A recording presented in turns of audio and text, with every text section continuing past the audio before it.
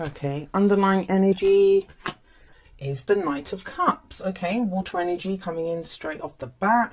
There we go. Nine of Wands coming up at the heart of the reading. Nine of Pentacles is the past. Who got this? I think Libra might have just gotten this in the past. Some of you might have Libra placements. We have the Emperor coming up in the present. The Empress in the future. Nice. So we have the Emperor and the Empress here. And there we go. There's those Eight of Wands. It feels like for a few of the... I'll keep these here actually because I've been clarifying a few of the extra cards for everyone else. I'll do it for you too. So we have the Knight of Cups coming up here as the underlying energy. The Knight of Cups, the Knights always indicate progress, movement. The Knight of Cups is going to be movement or progress to do with your happiness, to do with your emotions, right? This person is usually handing over the cup of love or friendship. That's what that cup represents. In fact, sometimes the Knight of Cups can indicate a friend who wants to be more than a friend. These are general readings, so I usually try to, you know, explain the energies in as general a sense as possible, because we can use the energies for whatever we want to use them for. I'll explain that later on when we get to the Emperor and the Empress. However, there is a kind of romantic or relationship angle that's coming up in this reading already. So it feels like in February, and we do have the Sun moving into Pisces towards the end of the month, which is a sister water sign for you. This could be someone who's offering you their cup of love or friendship, or you're willing to do that. The card that usually comes up at the heart of the, as an underlying energy is usually the energy of the person that I'm reading for. It does usually indicate that, but you know, we'll see how it plays out. Now, coming up at the heart, we have the Nine of Wands. So the Nine of Wands is a situation where, you know, we're putting a lot of effort, a lot of time. Can be a defensive energy because this person is defending this Gate of Wands, right? And if you look at her, she's all bandaged, she's bruised, but she's still standing there. She's still standing strong. And that's what it says. It says you're not ready to give up yet on something. And that could be in general, like, you know, you're not ready to give up on some kind of project that you've had, or relationship, or dream. Like, you know, the Knight of Cups for me is the dreamer. And as much as, you know, dreamers are kind of frowned upon and looked at it as, you know, like get real, that kind of energy, I think we all need to be dreamers at some point. We all need to have a dream. If we're ever going to have any chance of that dream coming true, we need to have a dream first of all. So it may be now that some dream that you were almost ready to give up on, you're not ready to give up on it just yet. And that's what the Nine of Wands says. The Nine of Wands says that, you know, why would you give up now? You've been doing this for so long. You've done it from the Ace to the 2, 3, 4, 5, 6, 7, 8, 9. You've gone this far. Why not just wait? You're almost there. The only card left in this cycle is the Ten of Wands. And I do find that usually when the Nine of Wands shows up, whatever you've been working towards, whatever you've been putting your energy towards, it does come back. It's almost there. That's why this card shows up to say, just hang in there a little longer. It's about to come in. This is something that you've worked very hard for. And it's the same thing that I told Libra, because they got this in the same place. The Nine of Pentacles is all about great abundance. Abundance that you have created all by yourself.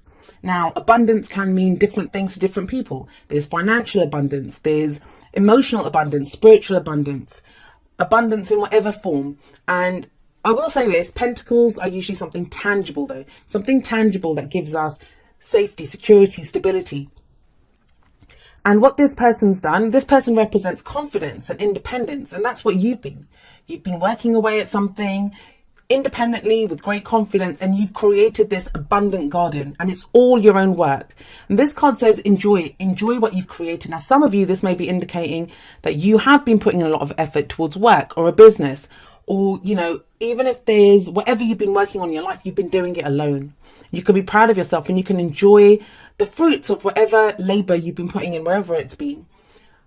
However, each card has a kind of more positive and more negative meaning, like a darker and lighter. It's a spectrum, right, of the energies and how we use them. So at the more positive end, this is about enjoying the abundance that you've created, enjoying this safe space, this beautiful space that you've created. But at the other end of the spectrum, it talks about that kind of security, that abundance, becoming a gilded cage. Now, I've seen this card come up in so many different scenarios. One of them can be, you know, you might want to go and do something else. This has come up for people that want to leave relationships. I'm not saying that here. I'm not seeing anyone leaving relationships here. It's just an example, guys. So, you know, if someone wants to leave a relationship, leave a job, they want to go and do something better, but it's like, oh, well, the money's good here. Or, you know, our house is so beautiful. We live this abundant life together. But it's saying you have the independence, you have the confidence to go and do something else. That you might have this beautiful garden, but don't let it become your gilded cage, because there is a whole world to explore outside of that garden. Now, for some of you, I'm going to say this. Yes, this talks about the work that you've done. I get the sense for some of you that, you know, for those of you that this is not a relationship reading for, there's some dream that you've had and that you'd almost kind of given up on this dream. And maybe you've been putting in work for someone else, but now you want to be your own boss, or you want to be the boss. Like you want to be promoted to this boss position. Now, the reason I'm saying that is we have the Emperor coming up in the present, and the Emperor is the father figure, is the authority figure, the boss. And he is always in charge. He's always in control. Now, he gets a bit of a bad reputation, deservedly so sometimes, because he can be very stubborn. He's very stubborn, and he knows, you know, he does his things his own way. That's the only way he knows how to do anything. But think about it. He's an emperor. He has his empire and he runs it with an iron fist. That's how he gets things done, because he's able to really, you know, go with what he wants. He can make a decision. He's always ready for action. He's ready to fight for what he believes in. So you've got this energy coming up in the present. That this may be you. Maybe you're stepping up and taking control.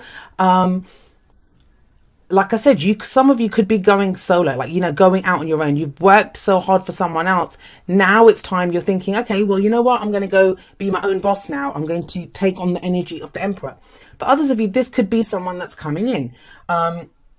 We cannot deny that there is the Emperor and the Empress here, and they are the divine masculine and the divine feminine. So there is a relationship here, but it feels like somebody steps in and takes control. That's the Emperor, and he comes in first, obviously. Even though in the Major Arcana, the Empress comes first. She's the one that gives birth to the she manifests whatever is there, and then the Emperor comes in and takes charge, and he brings order to whatever has been created by the Empress. It's interesting to see that, you know, the Emperor is here sat right underneath the Knight of Cups, though. So this is going to play out a few different ways. First of all, this could be someone, like I said, this kind of a romantic dream, or, you know, whatever it is, whatever this person is dreaming of here, because they only have eyes for the cup. They're not even guiding their horse anywhere. Like, you know, they're not even telling the horse which way to go. They just have their eye on the cup on their emotions, how they feel. And it might be that now that whatever was just a dream here, or just a fantasy, it's now become solid. That could be because of you. That could be someone else that's come in. This may be Aries. I mean, the Emperor is the card for Aries. So there could be someone of that sign with those placements coming up in the present for you. But there is a sense of control, a sense of taking charge, whether that's you or someone else. It's a general reading, so that energies can play both ways. What comes out of that in the future? Well, we have the Empress here. We have the Empress here. The Empress is about growth, about abundance. She's the master manifestor. I always say that. She can have whatever she wants. So as much as there was abundance created here, it feels like there's more. You can expand on this even more. The Empress energy, I always say this, she can be used, that energy can be used in whichever way you want. For some people, it's giving birth to new ideas. It's the creation. She is the card of creation. So some people are going to, you know, think about parenthood at this time. We have the father and the mother. So we have this energy here.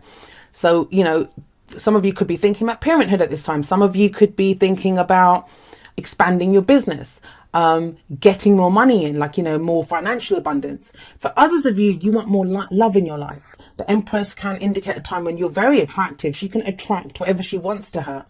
So that energy is available there for you to use as you want. And she sat right underneath the Nine of Wands. Now, if you think about it, the Nine of Wands, it is a defensive energy. This person is stood there in front of those wands, defending what is theirs, you know, hanging in there. But that's not an expansive energy. And we have we have two nines here. So this is almost coming to the end of a cycle. So this energy is, it goes by the time we get to here, because she's all about expansion. Look how relaxed she looks. The opposite of this person is just stood there all stressed out on God, right? And it's because of what happens here, because of whatever this Emperor energy is, whoever this is. This can be an older person. So there could be relationships with an age difference, especially think about, we have the Emperor here and we have the Knight of Cups here. So there could be an age difference here. And even if it's not a literal age difference, it feels like there's a difference in maturity. Not to say that anyone's like immature or childish, I guess. I'm not saying that, but it may be that, you know, this person has more is more dreamy, is more interested in kind of innocent pleasures, innocent joys, whereas the Emperor can be kind of rather serious.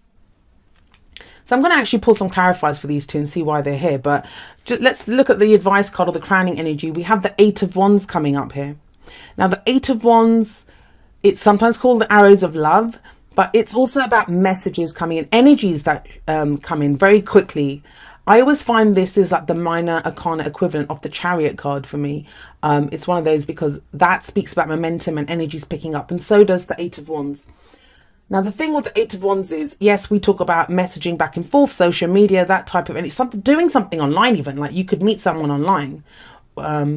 Or, you know, you might have had a long distance relationship, an online relationship, and now it becomes more solid, like with these two coming up here, something that you've put a lot of time and effort into. And you were kind of wondering, is it just a dream? Is it ever going to go anywhere? It feels like it does solidify here. But the Eight of Wands, when it was created like over 100 years ago, there was no social media. The messages were definitely not fast back and forth.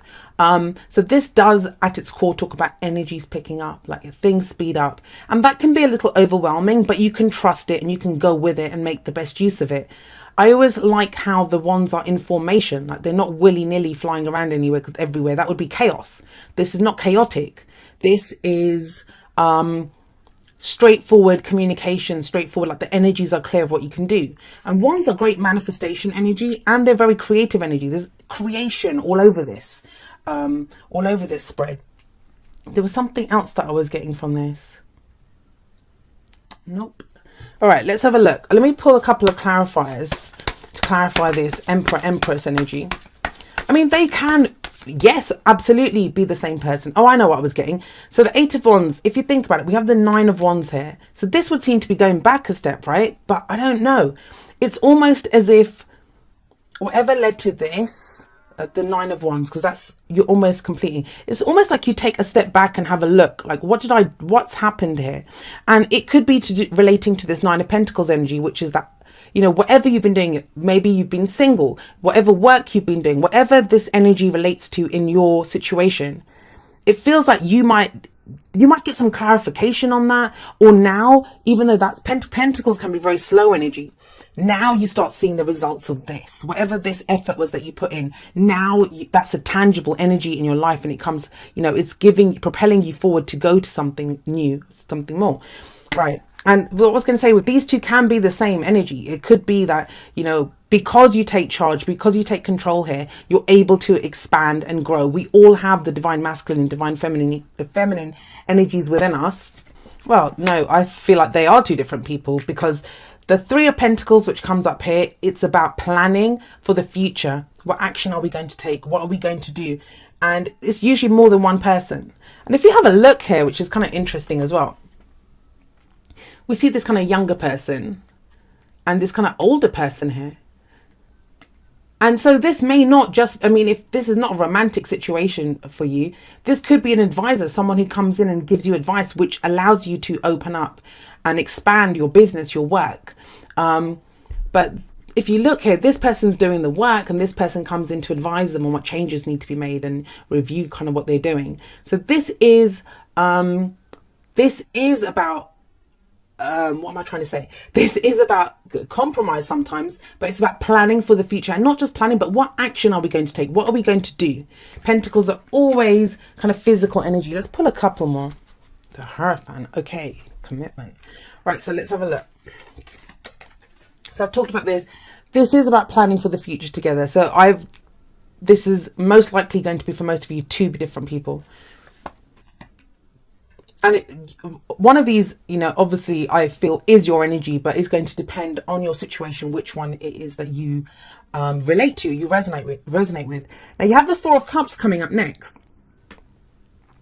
And I think it's a bit of a surprise. This Knight of Cups energy may be a bit of a surprise for some of you. The reason I say that is if we look at this card, this person is kind of looking at the three cups that are in front of them, and they look a bit nonplussed, like not too thrilled, not too excited by the options that they have. But there is a fourth cup that's coming in. Now, as much as this talks about being stuck in a rut, apathy, not really knowing what to do, nothing really thrills you that much, I do feel sometimes the reason we're only considering, or this person is only considering those three cups, because they've given up on the idea or the notion of this fourth cup coming in.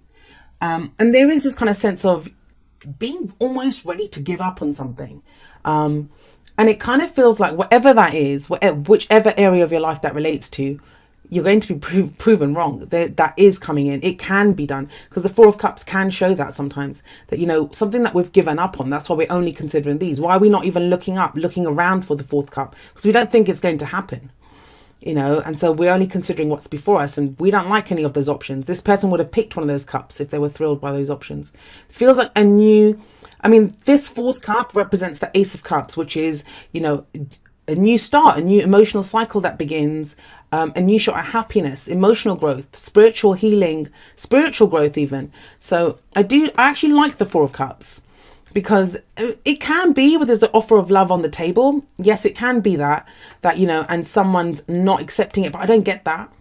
Or it may be that this person's offering that cup and you're not sure what to do, but the clarifiers usually speak to something from the past. I get the sense that this Knight of Cups coming in is this cup that you didn't think you'd get, or you'd kind of given up on getting, or given up on giving to someone, right? Because what we have here is commitment. We have commitment coming in. If you think about it, we have the Empress is number 3, the Emperor is number 4, and the Hierophant is number 5 in the Major Arcana. So there is this sense of now you kind of know what you want. Now you kind of know what you believe in. This is that faith that you have. It's the traditions, the rules that we follow. I don't know who got this. I think it was Libra that just got this a moment ago. Sorry about the glare. Yeah. It kind of feels now there's commitment. And it again, like, you know, I'm sorry to keep repeating it, but this could be romantically, yes. This is one of the marriage cards that come up. It can also be commitment. We commit to a new company, some work. I'm sorry, this keeps flickering like that. So it's something that we commit to, and it's that story. And we decide, right? This can be like organized. This can be organized religion. This can be institutions of higher learning, companies that we commit to, marriage, rituals, those types of things. But it's something that we fully commit to.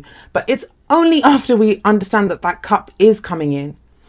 And it's about planning for the future together. I kind of get the sense that even if someone is offering you something, no matter what it is, I mean, this can be an offer. It doesn't have to be of love or friendship. It could be like something that seems too good to be true. Usually when the Knight of Cups offers us something, it seems too good to be true. And that's because sometimes the Knight of Cups, he's so kind of eager and excited about this cup that he has, that he can say all the right things and he means them, but he just doesn't have the goods to back them up. However, I feel like with this planning energy and with the Emperor energy of someone taking charge, if someone can take charge of this, then yes, there is abundance here. And yes, then you can move forward. Then there's open communication. Then anything's possible. But there has to be communication. That's one of the key things here.